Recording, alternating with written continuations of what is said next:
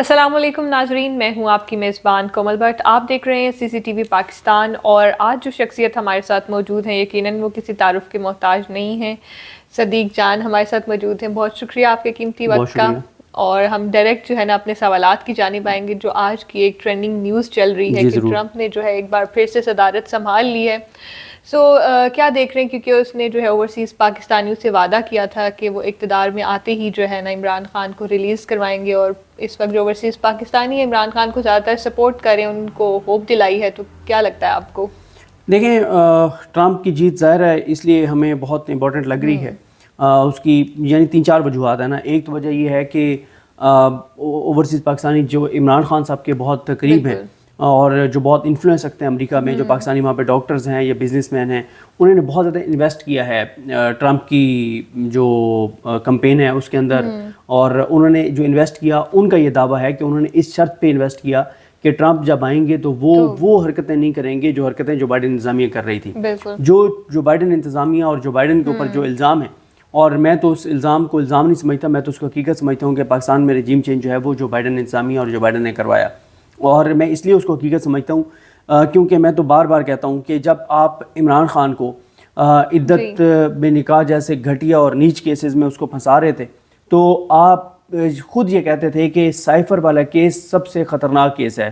آپ یہ کہتے تھے کہ پاکستان کی 76-77 سالہ تاریخ کا سب سے خوفناک کیس سائفر والا ہے، اس لیے کہ آپ کے پرائم منسٹر نے ایک اتنا بڑا سفارتی راز جو ہے اس کو افشاں کر دیا، اس کو سامنے لیا. اور دعویٰ یہ بھی تھا کہ سائفر میں جو باتیں تھیں وہ خان نے توڑ مروڑ کر پیش کی. کبھی کہا جاتا تھا کہ سائفر ہے ہی نہیں، کبھی کہا جاتا تھا ہے تو صحیح، اس میں یہ بات نہیں ہے. کبھی کہا جاتا تھا کہ عمران خان نے وہاں پہ ہمارے جو سفیر تھے ان کو کہا کہ تم یہ کہانی بنا کے بھیج دو اور ہم یہاں پہ کہانی بیچیں گے. پھر آڈیوز بہت کچھ کیا گیا. تو بات یہ ہے کہ اگر اس سائفر میں وہ چیزیں نہیں تھیں جو عمران خان بتا رہا تھا تو آپ پبلک کر دیتے سائفر. ٹھیک ہے. اچھا، پھر ایک عمران خان پہ یہ بھی انہوں نے دفعہ لگائی کہ اس نے سائفر پبلک کر دیا. انہوں نے جو اس کے اوپر کیس بنایا نا وہی اتنا بوگس تھا.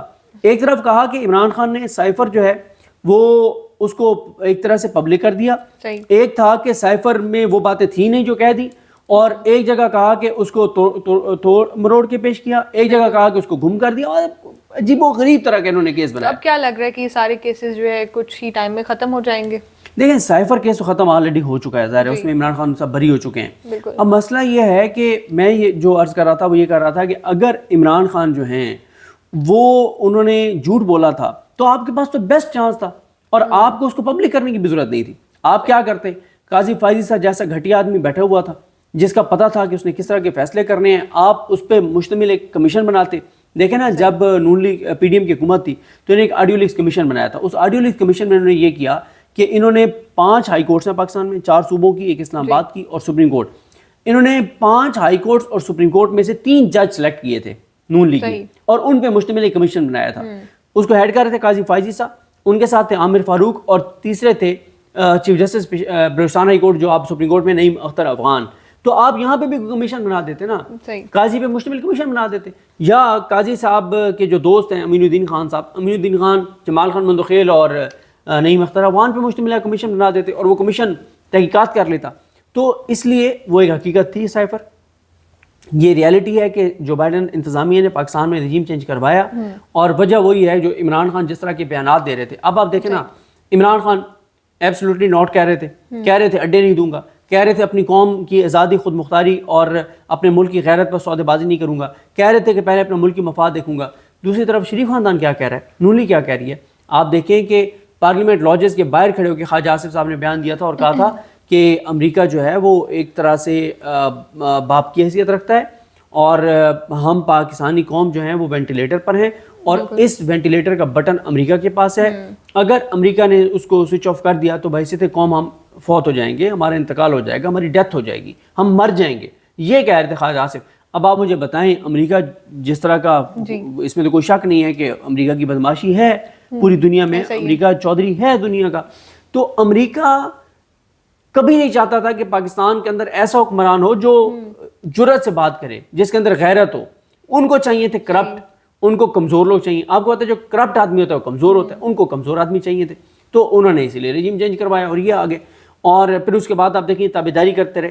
ابھی آپ دیکھ رہے ہیں انہوں نے چائنا کے ساتھ کیا کیا. پاکستان کی تاریخ میں ایسی خبر نہیں آئی کہ یہ ٹی وی چینل پہ خبر چل گئی ہو کہ چائنیز سفیر کو طلب کر کے اور احتجاج کیا گیا ہے دفتر خارجہ میں. یہ کبھی خبر آپ نے دیکھا ہے کہ کبھی چلی ہو؟ چلیں دیکھتے ہیں کہ ابھی جو وینٹیلیٹر ہے اس کا سوئچ آن رہے گا یا آف، تو آنے والے وقت میں پتہ چلے گا. اور آپ نے قاضی صاحب کی بات کی، اس کی طرف بھی ہم آئیں گے. لیکن میں کومل ایک بات کر دوں، جی جو آپ کا سوال تھا نا وہ بہت امپورٹنٹ تھا. جو آپ نے کہا کہ بہت زیادہ ہوپس ہیں لوگوں کو کہ ٹرمپ کے آنے کے بعد عمران خان کے لیے آسانی ہوں گی. پہلی بات تو یہ ہے کہ ابھی ٹرمپ کو ایوان صدر میں آتے آتے بھی 2-3 ماہ لگ جائیں گے. ظاہر ہے وہ ایک پروسیس ہے، وہ پروسیس کمپلیٹ ہوتے ہوتے.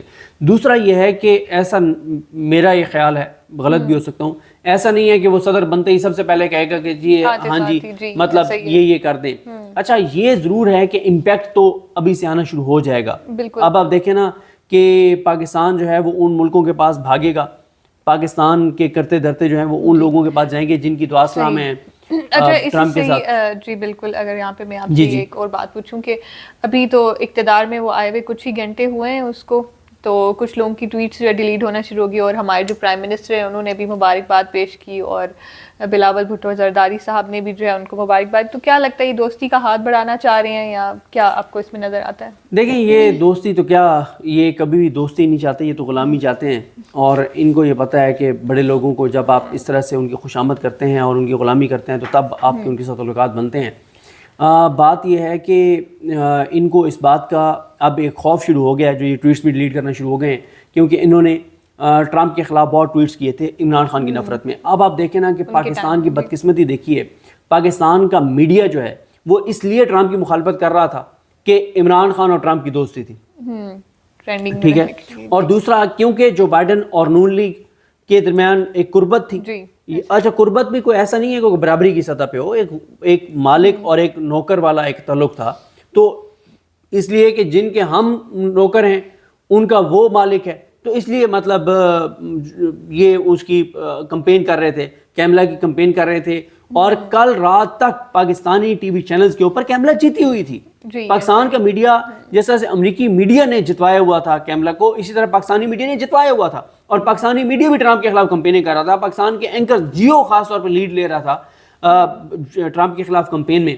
اور ان کو یہی تھا کہ اچھا ایک تو ان کو جیسے یہاں پہ کچھ لوگوں کو بتایا گیا تھا نا کہ عمران خان کا چیپٹر کلوز ہو گیا ہے، تو انٹرنیشنل جو اسٹیبلشمنٹ ہے، جو امریکی اسٹیبلشمنٹ ہے، اس نے بھی کہا تھا کہ ٹرمپ کا چیپٹر کلوز ہے. اور اس نے وہ کیپٹل ہل والا واقعہ کر دیا اور یہ وہ سارا کچھ، اس کو لے کے انہوں نے یہاں پہ ساری کمپین کی نون لیگ والوں نے.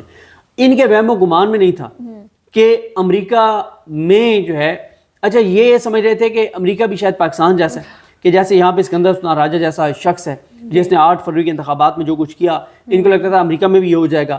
انہیں یہ اندازہ نہیں تھا. اور دوسرا ان کو یہ تھا کہ امریکہ پورے کا پورا میڈیا، ایک آدھ میڈیا اس کو چھوڑ کے وہ سارے خلاف تھے ٹرمپ کے. اور جو آپ دیکھیں ٹرمپ کو ٹویٹر پہ بین کر دیا گیا، سارا کچھ کیا گیا. پھر ایلون ماسک نے جب لیا ٹویٹر کو، اس کے بعد ان کی واپسی ہوئی. دیکھیں اس سے ایک چیز اور پتہ چلتی ہے کہ لوگ اب انفلوئنس نہیں ہیں مین اسٹریم میڈیا سے. جو جھوٹ بولے گا لوگ اس کے خلاف ہوں گے. آپ اربوں روپے خرچ کر دیں، کروڑوں روپے خرچ کر دیں، آپ اربوں ڈالر خرچ کیے گئے امریکہ کے اندر تو، لیکن کیا ہوا؟ آپ ٹرمپ کا دیکھ لیں. ٹرمپ کے لیے جب اس کی الیکشن کمپین میں کس حد تک جو گودی میڈیا ہے انہوں نے کس حد تک انہوں نے کمپین کی میڈیا مودی کی، پھر کیا ہوا؟ کیا وہ اس کو تو سادہ اکثریت نہیں ملی. تو یہ بھی ایک چیز آئی ہے. اب یہ ٹویٹس اس لیے ڈیلیٹ کر رہے ہیں کہ اب ان کی کانپیں ٹانگ رہی ہیں. ان کو پتہ ہے کہ جناب معاملات گڑبڑ ہیں. اور دیکھیں پی ایم ایل این جو ابھی تک آ رہا ہے کہ پی ایم ایل این کے اور جو اور ٹویٹس، اب کون ٹویٹس وہاں پہ بھی یہ ٹیگ تو نہیں لگایا جائے گا کہ وہاں پہ فری اینڈ فیئر الیکشنز نہیں ہوئے؟ نہیں، وہ تو ایک ٹرمپ کو یہ خطرہ تھا. ٹرمپ کو یہ خطرہ تھا کہ دھاندلی کروائی جا سکتی ہے، کی جا سکتی ہے. لیکن یہاں دوسری سائڈ سے آپ کو کیا لگتا ہے؟ نہیں وہ اتنا فرق اتنا ہے کہ کیملا نہیں وہ کر سکتی.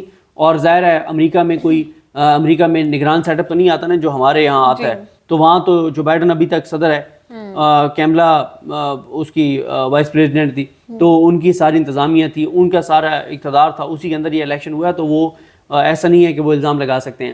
اور جس طرح سے میں آپ کو عرض کر رہا تھا کہ اب دیکھیں جو ٹویٹس ڈیلیٹ کر چکے ہیں یا جو کریں گے، اچھا اب دیکھنا ہوگا کہ ٹویٹس ڈیلیٹ کر کس نے دیے ہیں. لیکن یہ مجھے پتا ہے کہ کون ٹویٹ ڈیلیٹ کرے گا.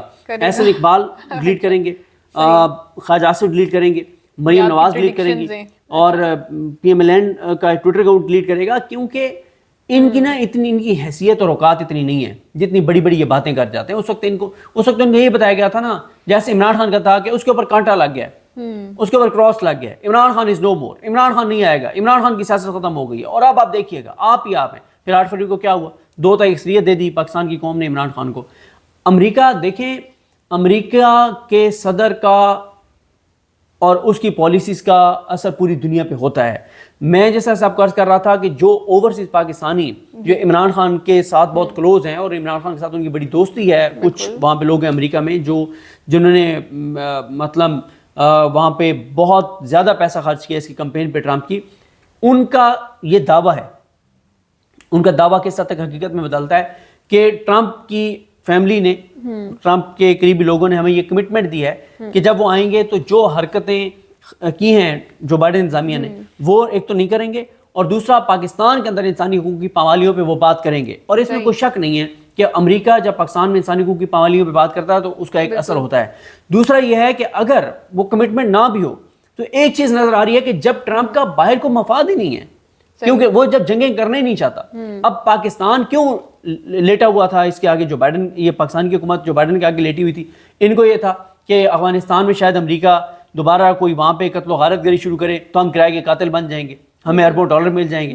ان کو مطلب آپ ان کے زوال اور انحطاط کا اندازہ لگائیں کہ کتنے ان کی ذہنیت کتنی گھٹیا ہے کہ جب ایران کے ابھی تعلقات مطلب تعلقات تو ہیں نہیں ان کے، جب ان کے معاملات کشیدہ ہوئے اسرائیل کے ساتھ فلسطین کو لے کر اور امریکہ اور ایران کے، تو یہاں پہ موجودہ جو یہ حکومت ہے، ان کے کچھ لوگ ہوپ فل نظر آئے کہ شاید جنگ لگ جائے اسرائیل کی ایران کی، ہم درمیان میں کرائے کے قاتل بن جائیں گے، ہمیں پیسہ دے گا اسرائیل اور امریکہ کہ آپ نے ایران کے ساتھ اندر یہ کرنا ہے. یہ جب حالت ہو کہ آپ بجائے اس کے کہ اپنے ملک کے اندر یہ سوچیں کہ یوتھ کی اکثریت ہے، ہم یہاں پہ کوئی ان کو اسکل سکھائیں، ہم یہاں پہ کوئی تعلیم کو آگے بڑھائیں، کوئی روزگار کے موقع فراہم کریں، کوئی اپنے ملک کے اندر کچھ چیزیں انیشیٹ کریں. اسی طرح جو آپ ابھی جنگ کی بات کریں، فلسطین پر بھی جو مسلمانوں پہ ظلم ہو رہا ہے، تو اس میں بھی آپ کو کچھ لگتا ہے کہ کچھ بہتری آئے گی؟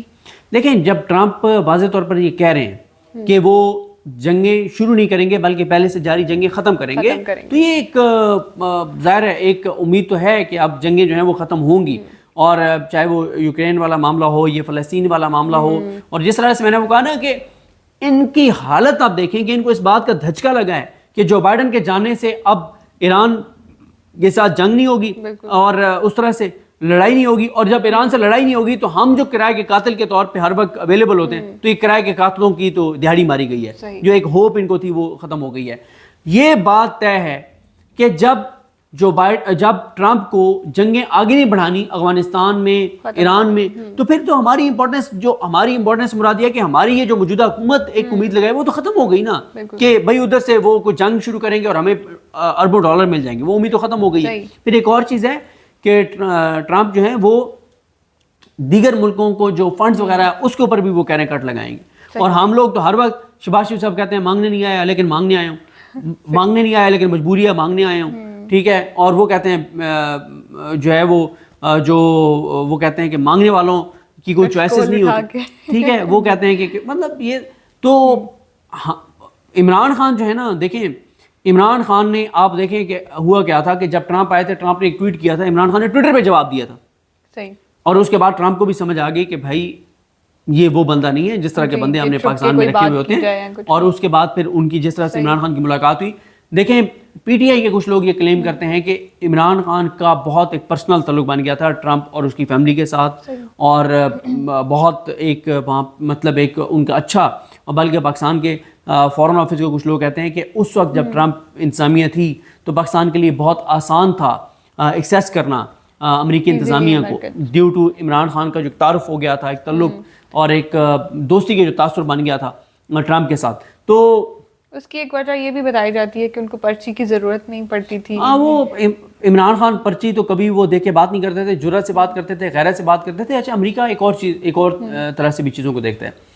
آپ دیکھیں کہ جب عمران خان جاتے تھے تو وہاں پاکستان کا جو وہاں پہ پاکستان کی وہاں پہ جو سرکاری جو دفاتر ہیں، جو رہائش گاہیں ہیں، جو پاکستانی سفارت خانے کے لوگوں کے جو وہاں پہ جا کے عمران خان ٹھہرتے تھے کہ یار ہم ایک غریب ملک ہیں تو میں کیوں اتنے مہنگے ہوٹلوں میں ٹھہروں, اور یہ جاتے ہیں تو یہ وہاں پہ مہنگے ہوٹلوں میں. ابھی آپ دیکھیں نا کہ کیا اورنگزیب صاحب سے سوال ہوا تھا کہ آپ لوگ کس منہ سے بھیک مانگنے آتے ہیں جب آپ آگے یہاں پہ کروڑوں روپے لگا کے آپ رہتے ہیں, آپ لوگ $1000 کے ہوٹلوں میں ایک رات میں $1000 کے جو کمرے بک ہوتے ہیں اس میں آپ لوگ رہتے ہیں. تو یہ چیز ہے کہ امریکہ ان چیزوں کو دیکھتا ہے کہ ایک پرائم منسٹر آیا ہے اور وہ ایک غریب ملک کا پرائم منسٹر ہے اور وہ رہ رہا ہے اپنی سرکاری ایک رہائش گاہ میں, اور ایک ہے ٹکے پلے نہیں دھیلا تو کر دیے میلا میلا, بھئی آپ کے پلے کچھ ہے نہیں اور آپ وہاں پہ $1000 کے کمرے لے کے رہ رہے ہیں. تو یہ چیزیں ان چیزوں کا بھی ایک امپیکٹ ہوتا ہے. اچھا, یہیں پہ آپ نے بھی بات کی تھی قاضی صاحب کی, تو یہ بتائیے گا اچانک سے ایسا کیا ہوا کہ چند ہی دنوں کے اندر انہیں اپنا بوریا بستر جو ہے باندھا اور بیرون ملک جو ہے وہ دیکھیں انہوں نے تو چند دن بھی ویٹ نہیں کیا. کومل اگر آپ دیکھیں کہ وہ رات 12 بجے ان کی مدت ملازمت ختم ہوئی تو 26 اکتوبر 25 اور 26 کی درمیانی رات, اور 3 گھنٹے کے اندر اندر وہ پاکستان سے فرار ہو گئے اپنی اہلیہ کے ساتھ. یعنی ان کا تو سامان پہلے سے پیک پڑا ہوا تھا, پتا تو تھا ان کو کہ ابھی یہ کچھ دن ہے اس میں نے جانا ہے, بالکل پہلے سے پلان تھا. بالکل انہوں نے ٹکٹ پہلے سے کٹوا رکھا تھا کیونکہ انہیں پتا تھا جو کچھ وہ بیکری کرسٹیز والا ہوا, جو انہوں نے کھلواڑ اس ملک کے ساتھ کیا, تو انہیں پتا تھا کہ ہر چوک چراہے پہ لوگ رو کے مجھ سے پوچھیں گے کہ کیوں کیا تم نے پاکستان کے ساتھ یہ. دیکھیں جب بھی مورخ لکھے گا تو اصل جو پاکستان کو یعنی 1971 سے بھی بڑا جو پاکستان کو نقصان پہنچا نا وہ 8 فروری کو پہنچا. 1971 سے بھی بڑا نقصان پہنچا. کیوں؟ آپ نے 25 کروڑ لوگ جو باقی ماندہ پاکستان ہیں اور جو الگ ہو گیا وہ 1971 میں الگ ہو گیا, اس میں بھی آپ نے اکثریت کے ووٹ کو اقلیت میں بدل دیا. وہی کام جو 1971 میں ہم نے اکثریت کے فیصلے کو تسلیم نہیں کیا تھا, آپ نے پھر یہاں پہ کیا کیا کہ جو باقی ماندہ پاکستان ہے وہاں پہ اکثریت کے فیصلے کو اقلیت میں بدل دیا. آپ نے اسکندر سلطان راجہ کے ساتھ مل کے کھلواڑ کیا, آپ نے پاکستان کی اس کے بعد بنیادیں کھوکھلی ہوئی, پاکستان کی بنیادیں کمزور ہوئی, انسرٹینٹی پیدا ہوئی, ہر دوسرا پاکستانی پاکستان چھوڑ کے جانا چاہتا ہے, ہر دوسرے پاکستانی کو پاکستان کا مستقبل تاریخ نظر آتا ہے. یہ کس کی وجہ سے ہوا؟ یہ قاضی جیسے گھٹیا انسان کی وجہ سے, اس مکروہ انسان کی وجہ سے ہوا جس کی اساس جائیدادیں ملک کے باہر تھی. اس لیے دیکھیں پاکستان کے اندر ایک چیز ہونی چاہیے, ایک آج کل 2-3 چیزیں ہونی چاہیے میں سمجھتا ہوں. ایک یہ ہونا چاہیے جو عمران خان کہتے ہیں کہ ہر وہ پاکستانی لیڈر ہر وہ پاکستانی سیاستدان جس کے اساس و جائیدادیں ملک سے باہر ہیں اس کو کوئی ووٹ نہ دے. اس کو پاکستان میں الیکشن لڑنے کا کوئی حق نہیں ہونا چاہیے جس کی 1 روپے کی بھی پراپرٹی پاکستان سے باہر ہے. ایک یہ پاکستان کے اندر قانون ہونا چاہیے.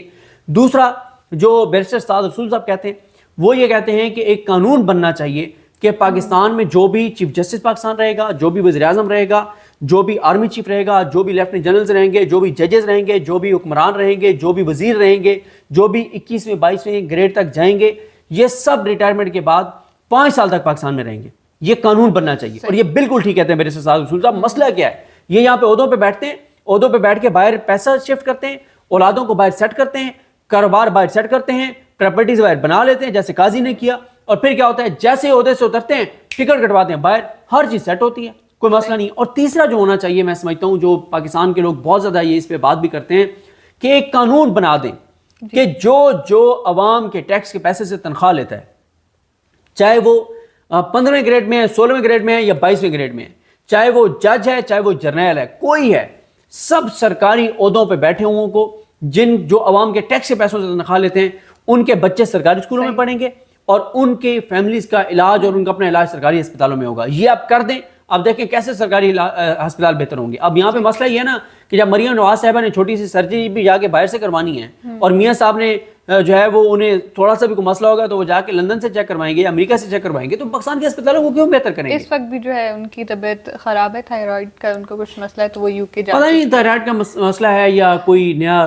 کوئی پلان باہر, اب پہلے لندن پلان تھا, اب جنیوا پلان کوئی نیا بن رہا ہے, کوئی نئی تباہی اور بربادی پاکستان پہ لانے جا رہے ہیں کیونکہ قاضی بھی باہر ہے, نواز شریف بھی باہر ہے اور مریم نواز بھی اطلاعات ہیں کہ وہ جا رہی ہیں, تو کچھ اور بھی لوگ باہر ہیں. تو اب کو باہر لگتا ہے کچھ نیا کو پاکستان کے خلاف پلان تیار ہو رہا ہے. پتہ نہیں ابھی ان کا دل نہیں بھرا پاکستان کو جس نہج پہ لے آئے ہیں کہ ابھی پھر اور نئی تباہی اور بربادی لانے جا رہی ہے. اچھا, میرا یہاں پہ جو ہے نا لاسٹ سوال ہے آپ سے کہ نیو چیف جسٹس کے آتے ہی آپ کو کیا حالات نظر آ رہے ہیں سپریم کورٹ کے اور باقی عدالتوں کا کیا نظام نظر آتا ہے آپ کو؟ دیکھیں نئے چیف جسٹس کے آنے کے ساتھ انہوں نے پہلے 7-8 دن تو بہت چھکے چوکے مارے اور بہت غیر متوقع تھا اور ہم بار بار یہ بات کرتے رہے اور بیرسٹر سعد رسول صاحب کے ساتھ جو میں پروگرام کرتا ہوں شہر اقتدار، اس میں بھی میں یہ بات کرتا رہا، سعد رسول صاحب بات کرتے رہے کہ دیکھیں جہاں پہ نئے چیف جسٹس کے اقدامات ٹھیک ہوں گے ہم ان کی تعریف کریں گے، اپریشیٹ کریں گے، جہاں غلط ہوگا تنقید کریں گے. اب جہاں پہ غلط ہے ہم تنقید کر رہے ہیں کہ بھائی آپ نے 26ویں آئینی ترمیم کی جو پٹیشنز ہیں ان پہ 2 ججز جو پریکٹس اینڈ پروسیجر ایکٹ کے تحت کمیٹی ہے، انہوں نے کمیٹی کا اجلاس آپ کو کہا کہ آپ بلائیں، آپ نے بلایا نہیں. انہوں نے اجلاس بلایا، بلا کے فیصلہ کیا، آپ نے امپلیمنٹ نہیں ہونے دیا. تو یہ ایسے تو نہیں چل سکتا. پھر اس کے بعد آپ نے حکومت کی بالادستی قبول کر لی آئینی بینچ کی صورت میں. جوڈیشل کمیشن میں حکومت کی اکثریت ہے، اپنی مرضی کے وہ سامن جج لائیں گے ہائی کورٹس میں، اور وہ سپریم کورٹ میں جو باقی انہوں نے 18 جج لانے وہ اپنی مرضی کے لائیں گے، کیونکہ جوڈیشل کمیشن کی اکثریت ہے. آپ نے تو سرنڈر کر دیا حکومت کے سامنے. لیکن اگلے 2 دن بڑے اہم ہیں، جمعرات اور جمعہ سپریم کورٹ. کیوں؟ کیونکہ جمعرات کو، یعنی اب تو جب یہ ویڈیو لگ رہی ہوگی تو آج تاریخ شروع ہو گئی ہوگی، تو جمعرات کو جو ہے وہ اے ٹی سی کے ایڈمن ججز کو بلائے ہوئے ہیں، اور اے ٹی سی کے ایڈمن ججز کو بلائے ہوئے ہیں. اور یہ بہت امپورٹنٹ ہے کیونکہ 9 مئی کے تمام کیسز استداد دہشت گردی کی عدالتوں میں ہیں. اس تناظر میں بڑا اہم ہے، کوئی بڑا فیصلہ سامنے آ سکتا ہے. اور دوسرا جو ہے سپریم جوڈیشل کونسل کا جو اجلاس ہے جمعے والے دن، وہ بہت اہم ہے. اس میں ججز کے کوڈ آف کنڈکٹ میں تبدیلی متوقع ہے، اور لگتا ہی ہے کہ سپریم جوڈیشل کونسل میں ججز کے کوڈ آف کنڈکٹ میں ایسی تبدیلی ہوگی جس کے بعد جب کوئی جج یہ کہے گا کہ اس کے کام میں انٹرفیئر ہو رہا ہے اور انٹرفیئرنس ہو رہی ہے اور انٹرفیئر کر رہا ہے کوئی ادارہ، مداخلت کر رہا ہے، یہ انفلوئنس کر رہا ہے، اس کی فیملی کو تھریٹ کر رہا ہے، کوئی کارروائی کر رہا ہے، تو وہ جج اپنے چیف کو کمپلینٹ کرے گا اور بتائے گا کہ فلاں ادارہ، فلاں ایجنسی، فلاں حکومت، فلاں سیاستدان، فلاں بندہ، فلاں مافیا جو ہے وہ میرے کام میں مداخلت کر رہا ہے. اور اس عدالت کا چیف جسٹس پابند ہوگا کارروائی کا. اور میرا خیال ہے کہ کوئی ایسی چیز بھی آ جائے گی جس میں یہ کیا جائے گا کہ اگر چیف جسٹس اپنے جج کی کمپلینٹ پر کارروائی نہیں کرتا تو پھر اس چیف جسٹس کے خلاف سپریم جوڈیشل کونسل میں جو ہے وہ کارروائی ہوگی. اس طرح سے ججز کے کوڈ آف کنڈکٹ میں جو ہے وہ تبدیلی ہوگی. تو اگلے 2 دن میں یہ خبریں متوقع ہیں. ہاں ایک چیز بڑی امپورٹنٹ ہے آج سپریم کورٹ میں، اور وہ ہے پریکٹس اینڈ پروسیجر کمیٹی کا اجلاس. اور اس میں دیکھنا ہے کہ منصور علی شاہ صاحب جو ہے وہ شریک ہوتے ہیں نہیں ہوتے ہیں، تو یہ 26ویں آئینی ترمیم کے اوپر بینچ کے اوپر کیا بات ہوتی ہے. اور آج کا دن بھی بڑا امپورٹنٹ ہے، کل کا دن بھی بڑا امپورٹنٹ ہے، کیونکہ آج 2 اب اجلاس ہو گئے. جمعرات کے دن یعنی ایک پریکٹس پروسیجر ایکٹ کے تحت جو کمیٹی ہے اس کا اجلاس، اور ایک اے ٹی سی ایڈمن ججز کا، اور کل جمعے کے دن سپریم جوڈیشل کونسل کا. تو یہ بڑا امپورٹنٹ ہوگا. بہت شکریہ آپ کے قیمتی وقت کا. ویلکم. اور اگلے پروگرام تک کے لیے مجھے دیجیے گا اجازت. اللہ حافظ.